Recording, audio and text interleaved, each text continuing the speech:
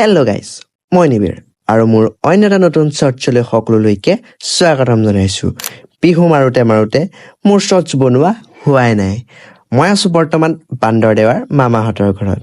মানে বান্দৰদেৱাৰ জাগৰণ বিহু দলৰ লগত বিহু মাৰিবলৈ মই মামাহঁতৰ ঘৰত থাকিয়েই ল'লোঁ আৰু। পিছে বস্তু দুটামান বিচাৰি ইয়াত পালোহি। ধেৎ তেৰি, ইয়াত পালোহি। পিছে বস্তুটোহে নেপালোঁ। বেলেগ একো নহয়, এইকেইটা বস্তু। মানে এই হাতখন বেলেগ বিষ কি হৈছে নাজানো আৰু। পিছে বিহু মাৰোঁতে শ্বৰ্টছ বনাবহে থাকি গৈছিল। এতিয়া আকৌ শ্বৰ্টছৰ কাৰণে বিহু এৰিব নোৱাৰি নহয়। বাকী গাড়ীত আহোঁতে অৱস্থা এনেকুৱাই হয় আৰু। তো ফাৰ্ষ্ট আমি বিহু মাৰিবলৈ আহিলোঁ সান্দহখোৱাত। আৰু ইয়াত বিহু মাৰি বেলেগ এডোখৰ ঠাইলৈ বুলি ওলালোঁ। ৰাস্তাতে মাঘনোৱা দলত সেৱাও জনাই ল'লোঁ। তাতে আকৌ আমাৰ বিহু দলৰ গানত মাঘনোৱা দলৰ কথা উল্লেখো আছে। এইফালে বা এজনীক নচুৱাই ডাইৰেক্ট ওলালোঁ লখিমপুৰলৈ বুলি। বাকী উভতি আহোঁতে ৰাতিয়ে পুৱাল আৰু।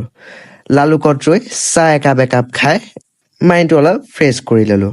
আৰু পুৱা 5:30 বজামানত হাল বেহাল হৈ আমি উভতি আহিলোঁ। এইফালে সূৰ্যাংকলো ওলালে আৰু। বাকী আজি শ্বৰ্টছটো ইমানতে সামৰিছোঁ। লগ পাম এটা নতুন শ্বৰ্টছ লৈ আৰু আজিলৈ বাই।